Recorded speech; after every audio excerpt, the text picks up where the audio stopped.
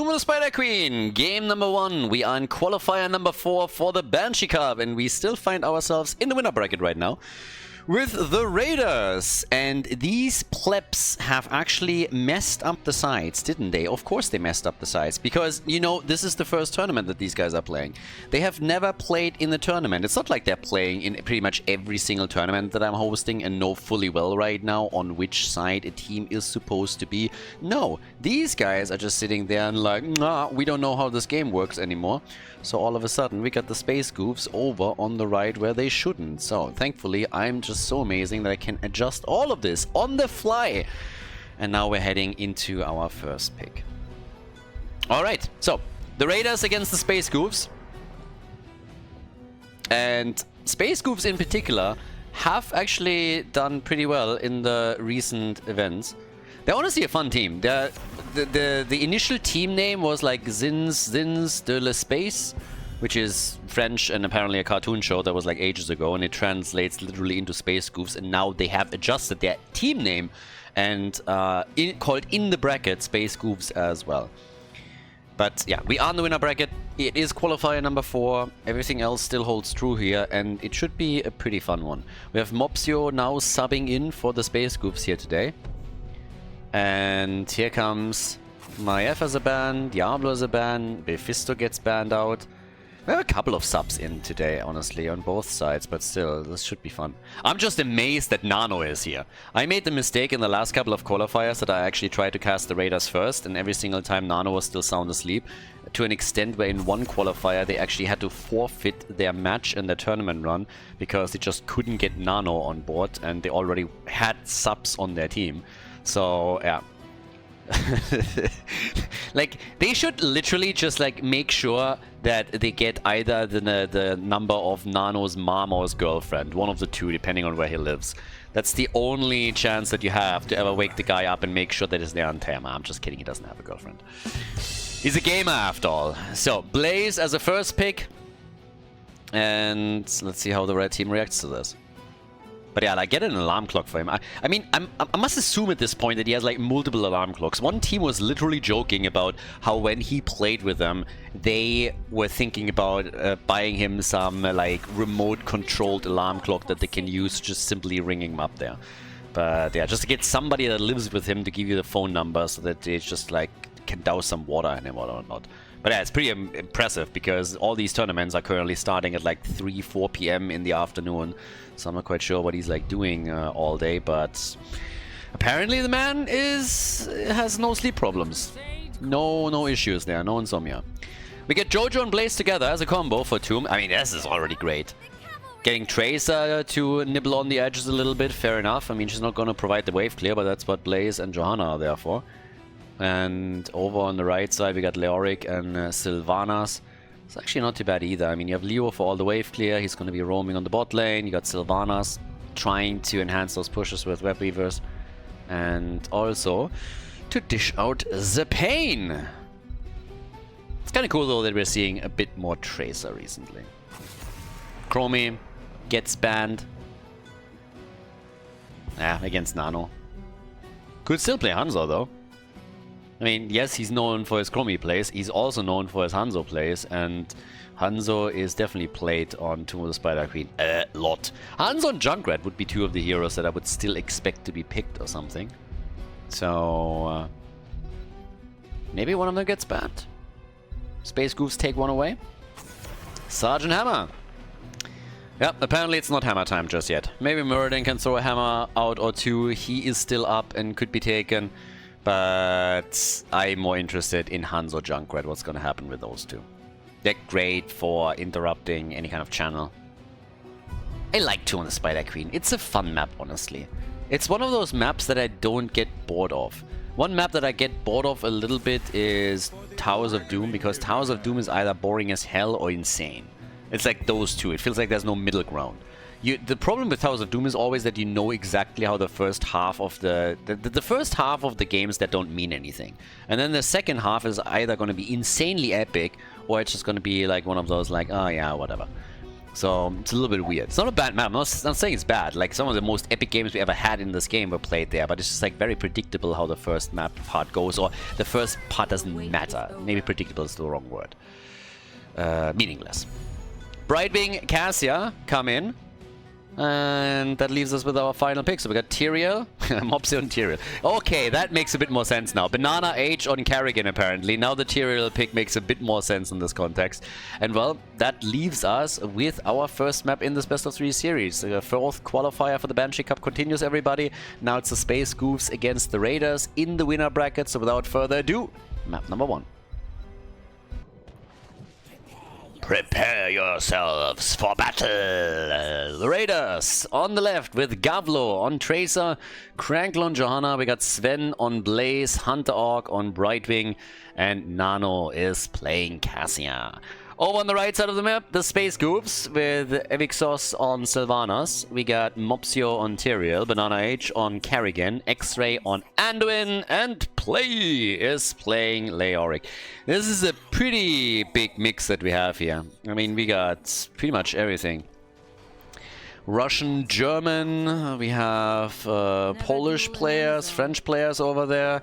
I mean, that is a truly European team that we're now getting.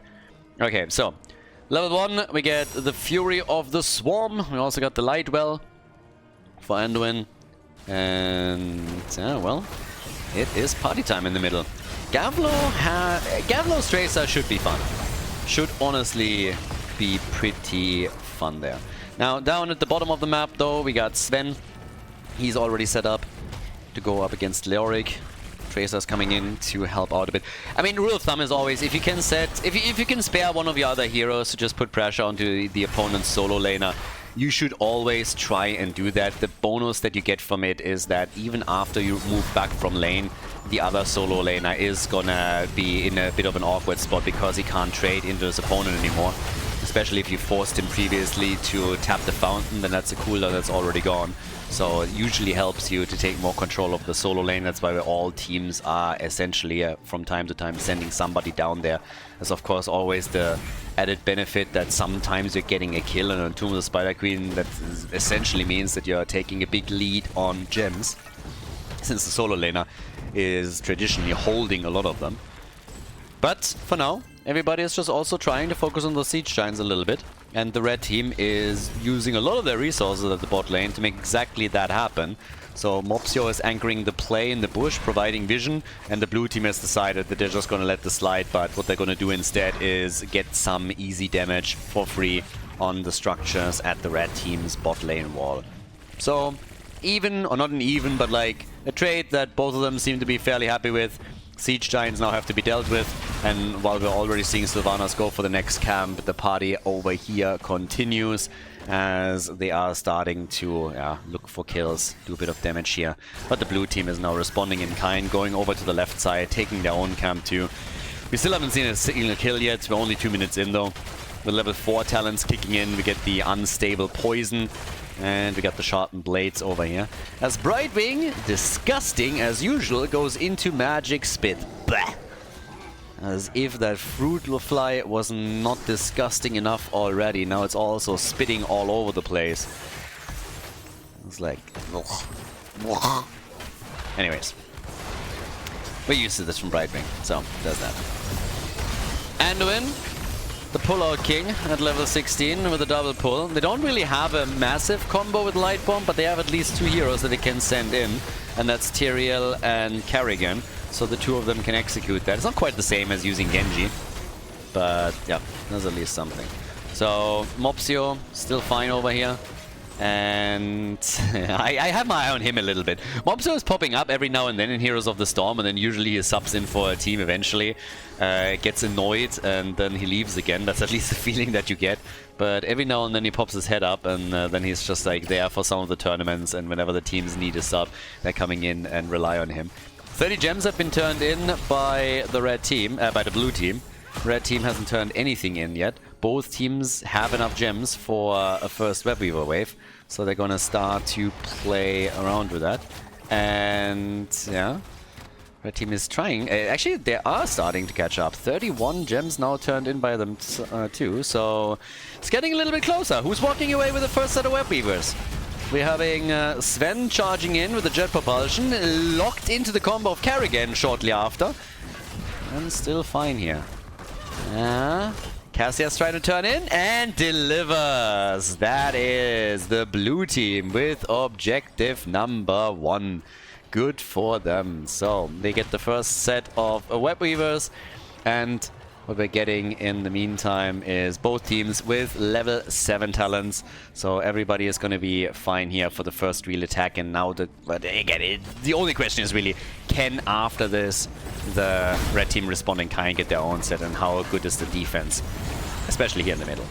So already Jojo's coming in. They're trying to get the kill, and Anduin is not able to get out fast enough. So he gets murdered. Anduin is gone. And, well, with that, we're having a big push happening. People, for some reason, by the way, think that I believe Anduin is useless. And I totally don't think that Anduin is useless. Now, the character itself might be a little bit annoying, but I never ever said that Anduin is useless. I think he's really useful. You need cannon fodder in your team. You need somebody that you're willing to sacrifice, where you don't have to, where you don't have any moral qualms about, and it doesn't create you sleepless nights. So Anduin is very useful in that sense.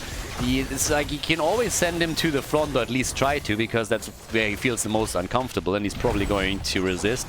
But hey, you just do what you can, right? So yeah, very useful for that. A bit of a damage sponge when you can. Top fort has been destroyed. So as first objective, that's pretty good. They get a kill, and they follow it up with a fort that's getting murdered.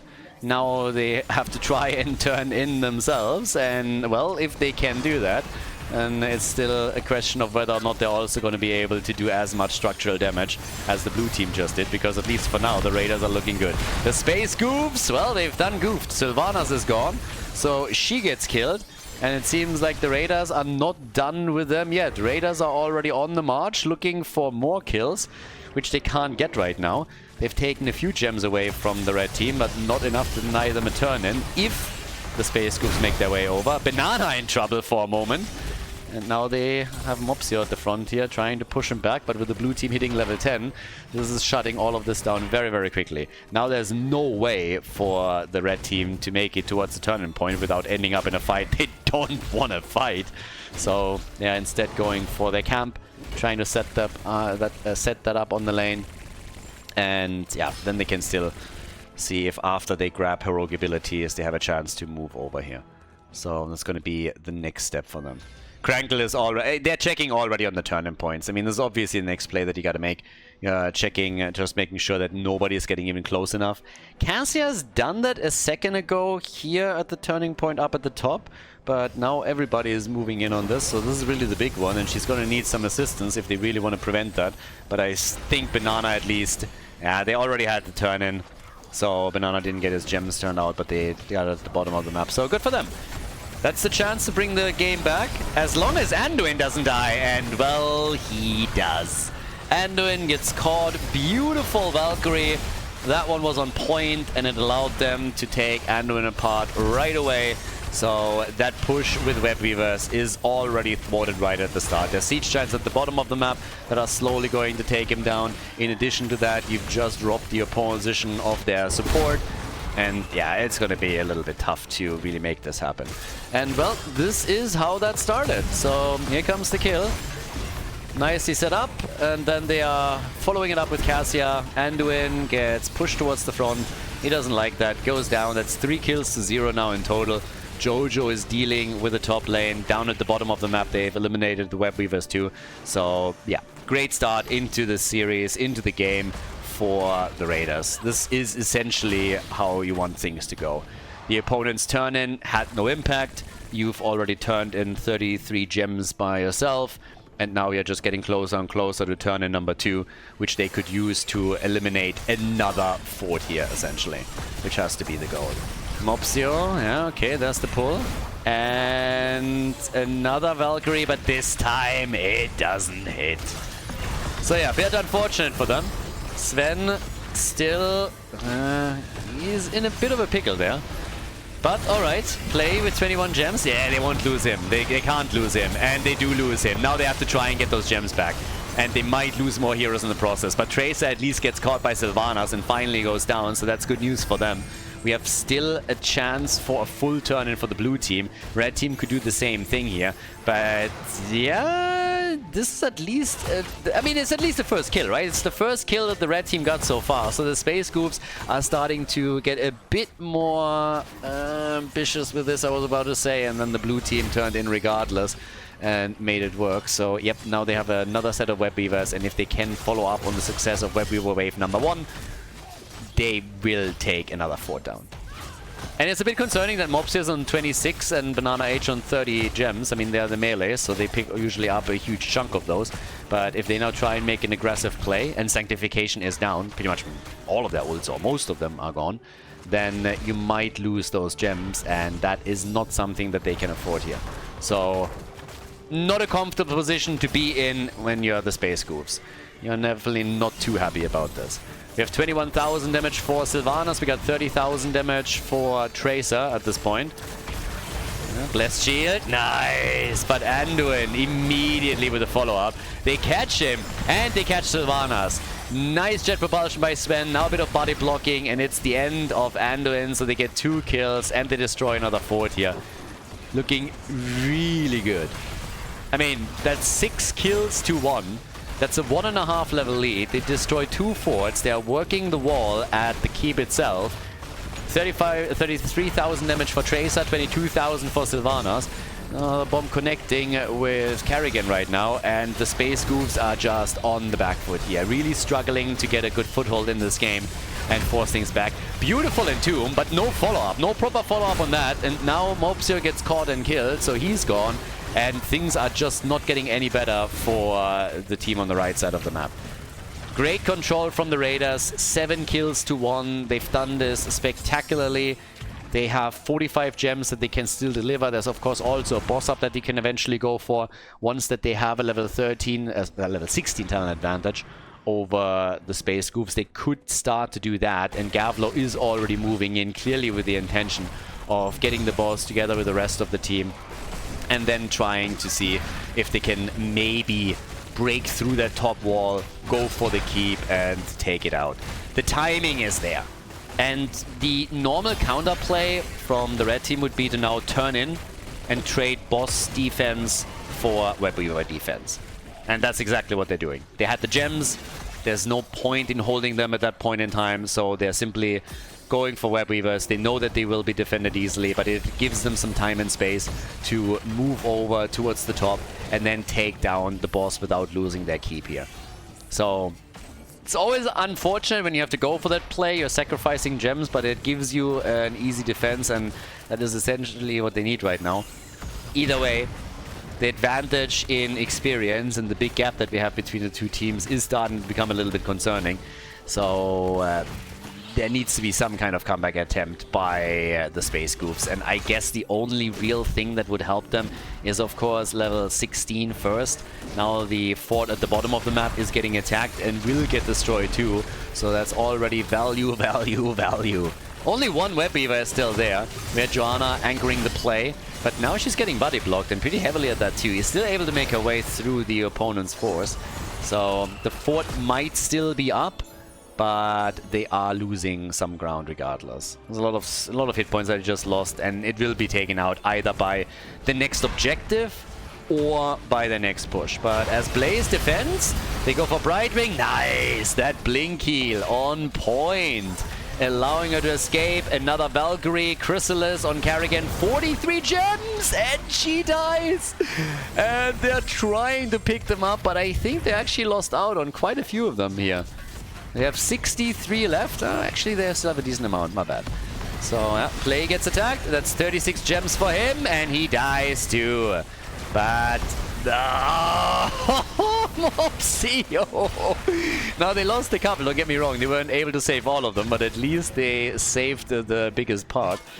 We still have them short of another turn-in, and the blue team controls the entire game. The Raiders are controlling this, at least for now.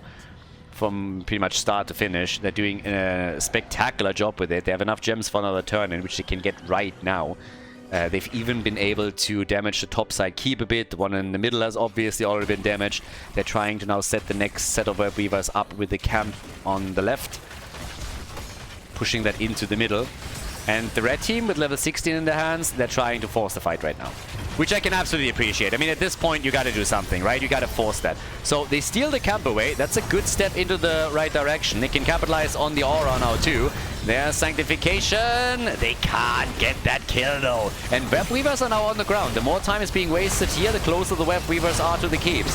If they lose the fight, then it's over anyways. But if they get the kill, and they do against Cassia, that would be glorious. The problem is they're losing way too many heroes in the process.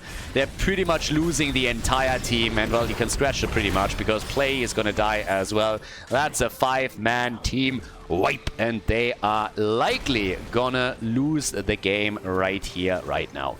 Big fight, huge battle. Initially, they got the kill, but then Sylvanas dies a second later, and then everything falls apart as Kerrigan and Anduin go down. The keep at the bottom of the map is about to get dropped. The one in the middle is also gone, and this is all she wrote. Game number 1 is gonna go to the Raiders, the blue team. Able to take the Space Goofs out in the first game of this best of 3 series here in the winner bracket of qualifier number 4 for the Banshee Cup. Well played, very nicely done, and the Raiders one step closer to moving into the winner bracket final. Before we head into game number 2, make sure that you subscribe to the channel if you haven't done it yet so you don't miss out on any future content here on Khaldor TV. Game number 2, Battlefield of Eternity. Space Goofs, they struggle a bit. They definitely had some problems in game number 1. Initially, it didn't look all that bad, honestly. At the start of the game, they were just playing even, but they lost a fort with the first objective, and then their own objective did not really do any damage. The defense was just too strong from the Raiders. So the blue team now with an opportunity to make this a 2-0 and move on to the winner bracket final. So yes, we are in the winner bracket semifinals. Again, this is obviously a double elimination system, meaning you lose here, you can still make a run through the lower bracket, which they are essentially going to try and do. And this is also, the question actually pops up a couple of times. This is not a tournament format where you win a qualifier and that qualifies you for the playoffs. No, you gain points by participating in qualifiers and making it into the later rounds. So you can participate in as many as you want. And in the case of Team Ash, for example, they participate now in this qualifier for the first time. But there's some teams that have already started in qualifier number 1 to get some points. It just adds more flexibility for the players. They can skip on a qualifier if they don't have the entire team together, and makes it just overall a bit more fair. And yeah, it's going to be pretty much... it's going to get interesting. We now have Maiev banned, and, well, so is Lucio. And Nubarak too. So now that we're in Battlefield of Eternity, a lot of the dive heroes are getting eliminated quickly. I would love to see Vala. Vala gets usually banned now, and I don't know, it would be cool to see another arrow build here. Hanzo is, I believe, also still up. With Hanzo played, you can chunk the Immortal down quickly.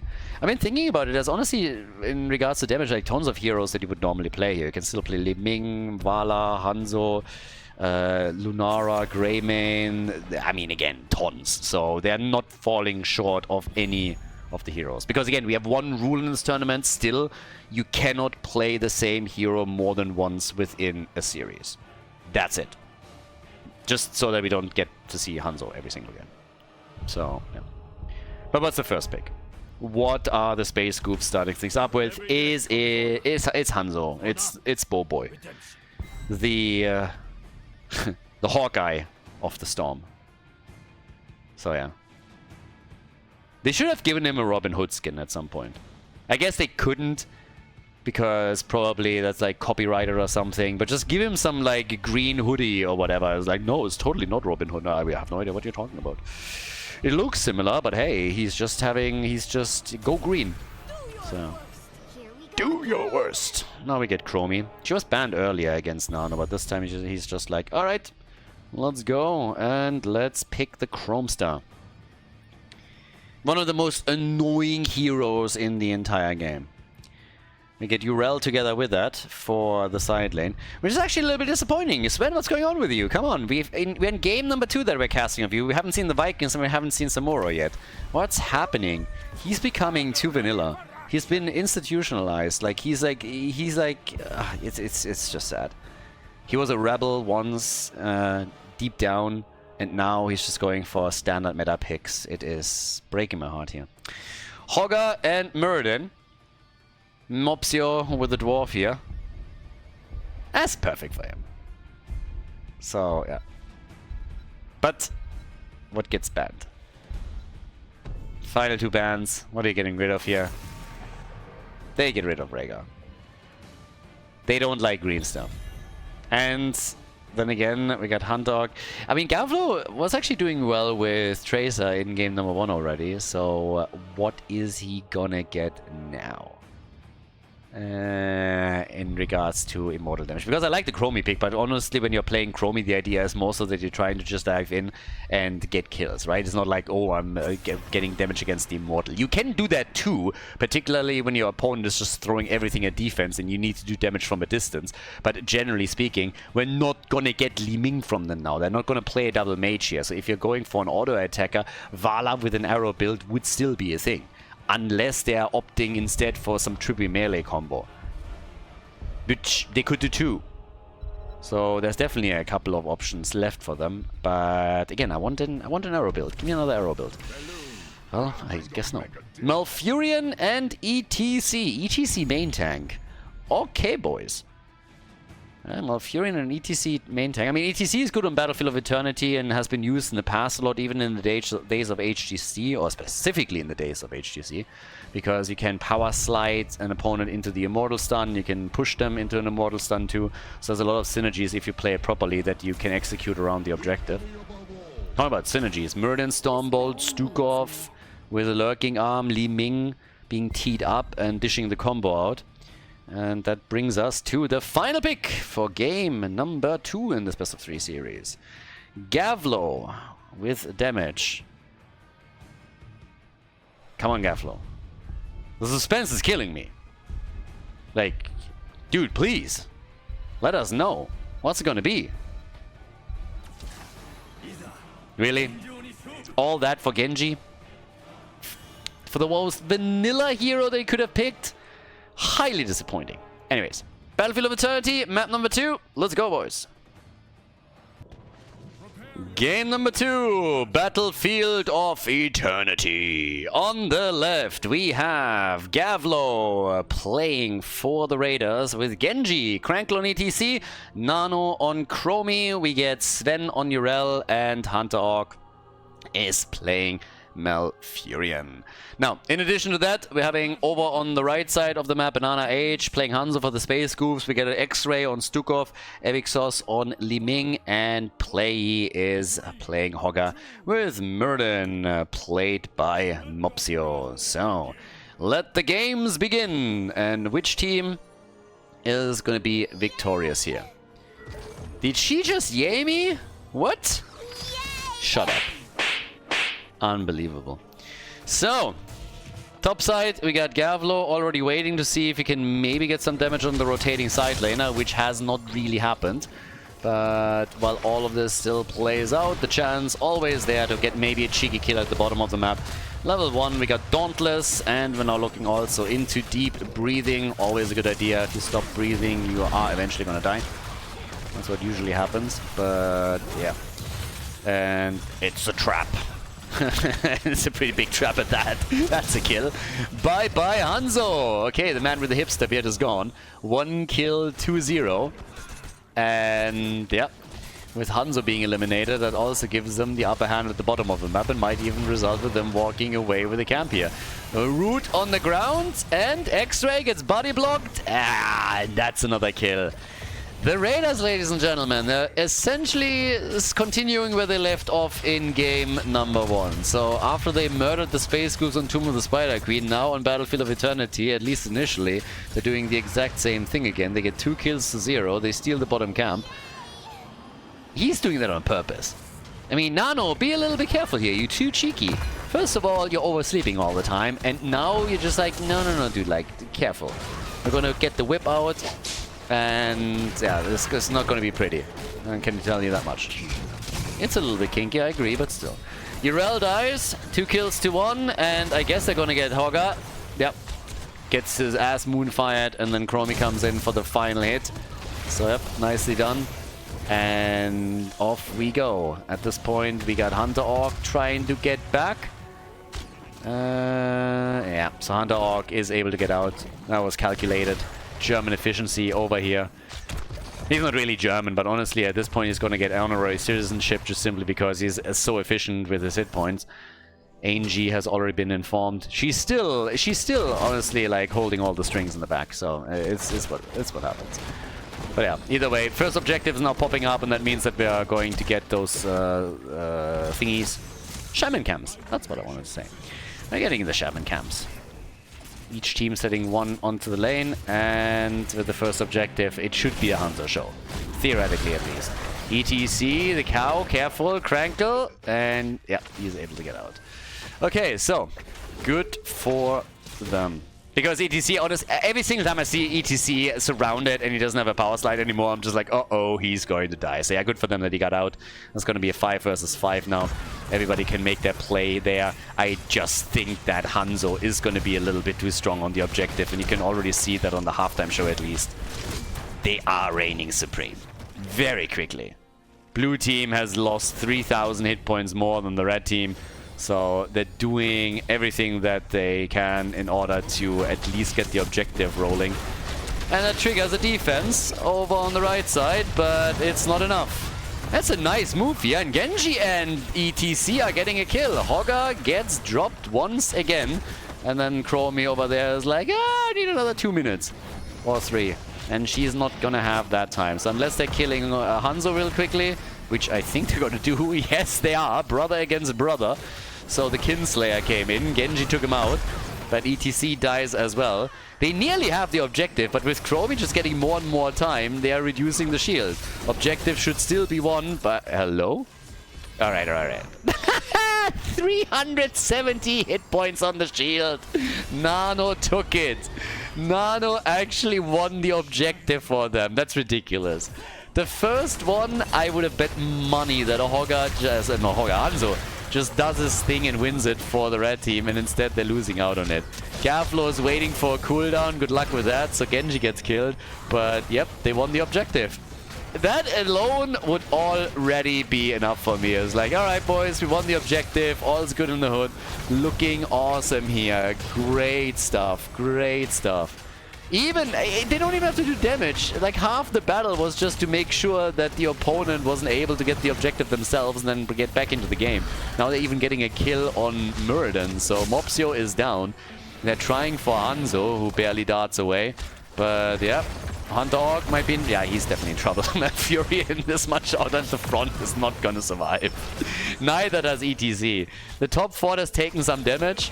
They're still trying to go for Hanzo here, and they will get the kill, but they're losing the Genji in the process. It is a fiesta. It's a kill for a kill. They're just going blow for blow here. It's pretty wild, but also kind of funny. Yrel with the Divine Steed is able to move out of the battle, and as the dust settles at the 5-minute mark, we have 7 kills, 2-6, and the top fort has taken some damage. So, yeah. It's a bit of a wild one, to tell you the truth. Funnily enough, the Space Goofs have the lead in experience. That's kind of funny. It's not a huge one, but after all that just happened, they are slightly ahead. It's kind of entertaining. Now, 15 stacks for Chromie on level 1. She obviously has her ult already. 11,000 damage for her, 12,000 for Genji. And top side, well, we still have Sven moving back out. We also have another camp that can be taken, and they will get it. But they're also a bit short in numbers down at the bottom of the map, and they're immediately suffering the consequences of it. I mean, pretty much instantly. 7 kills to 6, level 10 is close. They might just be able to make a play down here. Chromie already, yeah, they're trying to go for Stukov. Ah, Genji wants it. Maybe a little bit too greedy here. Crankle is also not looking too hot. He is at half HP, and the Immortal is coming down in a moment. But the early level 10, it's not even happening. Both of them hit it at the same time. Arrow is out immediately. Tranquility used by Hunter Orc. I mean, he's not risking anything here. He's just like, yeah, boys, I'm going full pirate. Arrgh! ETC! Oh, the mosh pit, baby! He dies, but he dies for a good cause. They killed Li Ming. One of the damage dealers is now gone. Urel wasn't even here, so it was essentially a 4 versus 5 that were fighting down there. But, yeah, it is a pretty fun one. Urel saying hello, so yeah, they're still doing their thing. And gotta give him to that. It's a pretty wild game here. I have no idea who's going to win this objective right now. It depends a little bit on whether or not they can keep Urel alive. She has to pop her ult, but she's still alive. And they take Muradin down. Muradin is gone. Ooh, Muradin is gone again. And then Li Ming goes, resets! And kills Urel and Malfurion back to back. So yeah, that changed the entire flow of the fight and the map immediately. After Muradin died, they were in a great spot, as long as they got out, which they didn't. So now instead, they have to somehow try to defend here, which they're doing a pretty good job at, to be honest. But yeah, still, it's getting a bit rough here. Gavlo is doing a fantastic job with all of that damage and pressure that he executes on the back lane, but he can also only do so much. So the halftime show is already over, and the red team won it with flying colors. Zero problems for them here. They are getting their camp, they're making all the right plays right now, and this should be an objective for them. And if they get a good shield on an Immortal, there's always a chance that they are starting to pull ahead in structures. So, we'll see. Time will tell.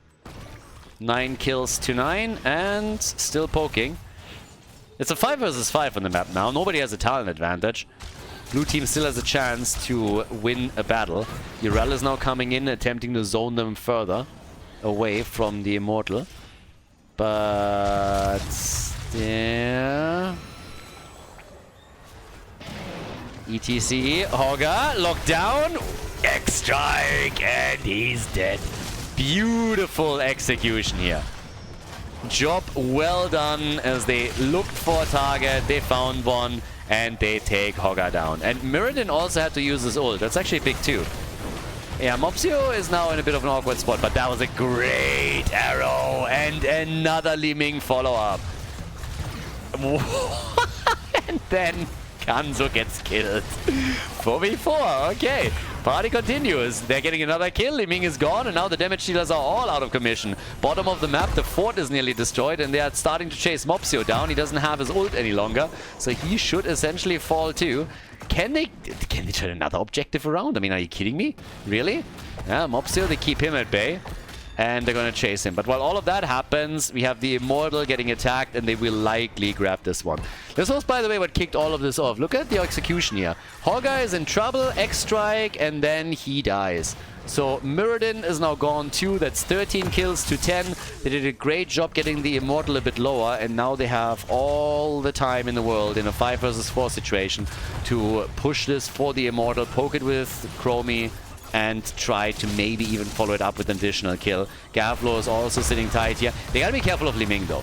Epixos has done a lot of damage with Li Ming and is sitting at 30,000 damage, roughly the same as Hanzo, a little bit less.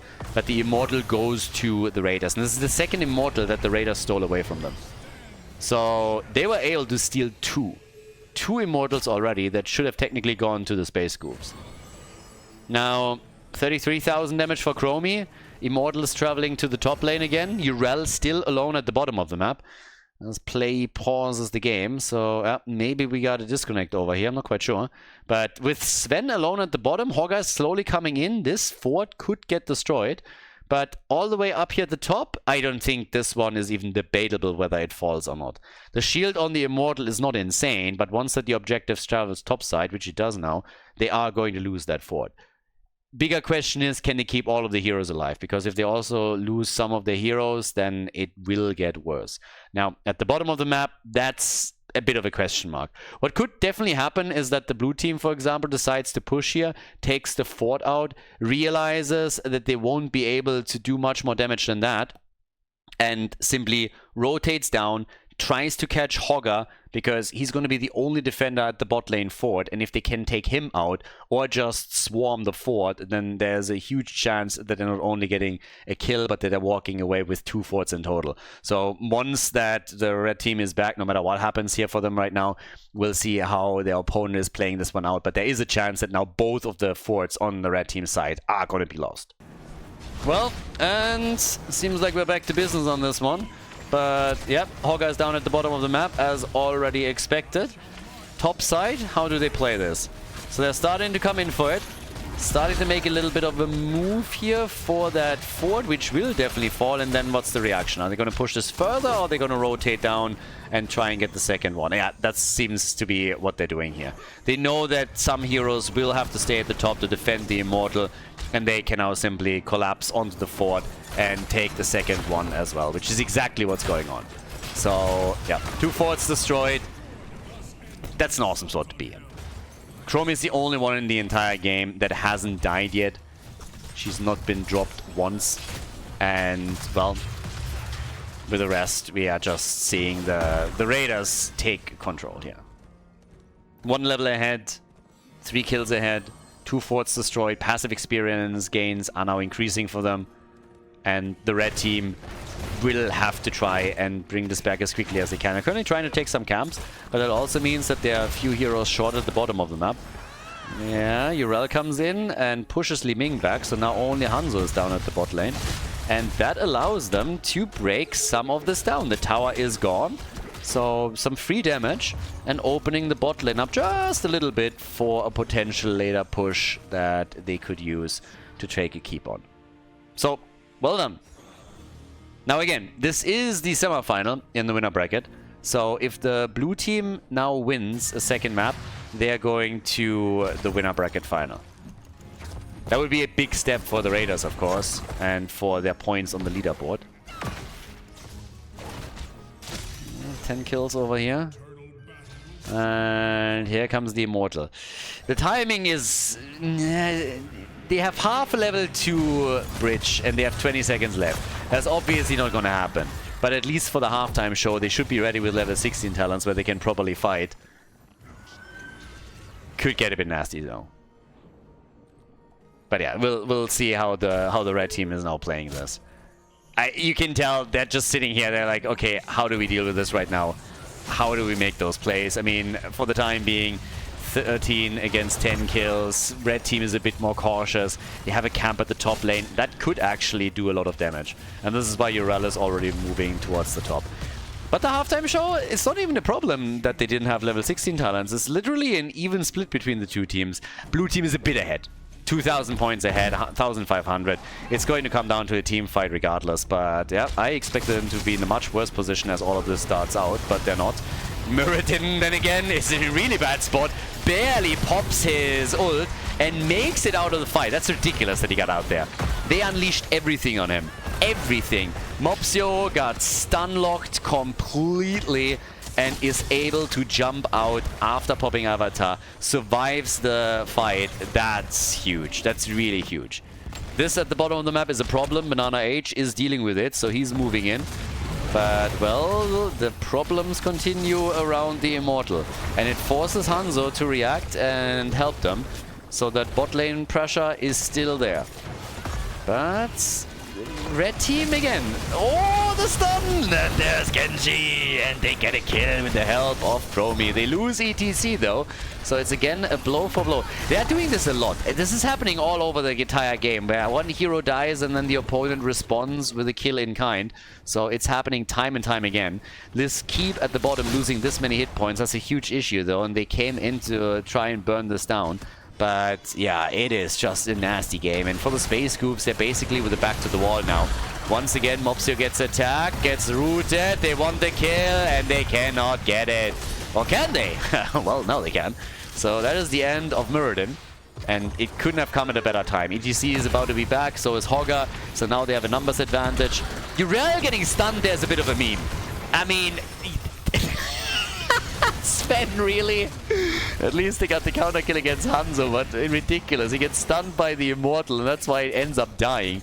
They get 2 kills, though. So it was actually fully intentional. Sven is just a fantastic... I mean, Sven is a well-known master baiter that, without a problem, baited them into the fight there. They thought they had an easy kill, and he knew it would be a 2-for-1 trade. So it was all an IQ 200 play. Chromie needed a rest too, so that's why she let herself die. But yeah, the game is wild. So much aggression here in these situations, and now we have 70 kills. We have 30 kills in total. We have 2 kills per minute. That's what we're looking at. Immortal at the top is going to aim for keep, and down at the bottom of the map they're going to try the same thing. If they walk away with 1 keep getting destroyed, then that's obviously a W for them. And that's what they're doing already. I mean, without it even becoming a problem. Top side, I think they should still be able to defend this. It's going to take a bit more damage, but nothing too impactful. 50% of the hit points are still there. The bigger problem is that half level that they currently have here. The advantage with level 19 now kicking in. Hogger is very ambitious. Okay, it gets stolen. The rest of the team was moving in, but the problem is... sorry, it didn't get stolen. The blue team took it. But the blue team is now going to take both of them. So, yeah. Up at the top, we have Urel grabbing it. That's 2 camps in the hands of the blue team, and them getting a bit closer to level 20. Crankle is trying to get away here. Yes, be a bit careful. Slides out, still fine, and immediately the root from Malfurion. And they want that kill. They see it and they take it. I love the coordination of the Raiders. I really love it. They see that a Hogger just went a little bit too deep. Immediately the root comes out, and you can see the call coming from the team. They're just saying, like, go. And now, on the back foot, they're getting the rest of the kills. So now that's 3 heroes eliminated. They get level 20 through that. And instantly move towards the core. You gotta appreciate the coordination and the communication that we're seeing from the Raiders in the series. Every time somebody steps out just a little bit too much, they're immediately there to punish them. The move for the core with only 20 seconds on Hogger might be a bit optimistic, but then again, they're going for Muradin right now. And the core is falling quickly too. So as long as they keep everybody alive here, they're going to be fine. But Hanzo is still poking. The core is falling too quickly though. Even with Hogger back, there's no saving this any longer. Chromie is doing the damage. She moves back out as Muradin attempts to engage and stun her. And that's game. That's the Raiders moving on to the winner bracket final. Well played. Congratulations.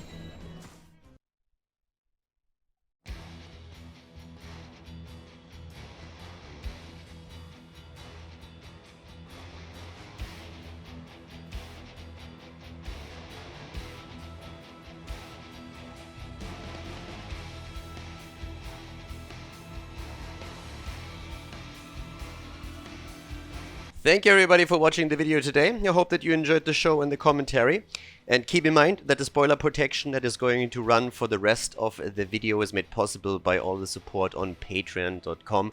So guys, if you want to support my work, if you want to help me start new projects and keep the spoiler protection in place, please consider heading over to patreon.com/Khaldor. There's also a link in the YouTube description, and check that out. Thanks in advance, and see you guys next time with more esports coverage here on Khaldor TV. Have a great day.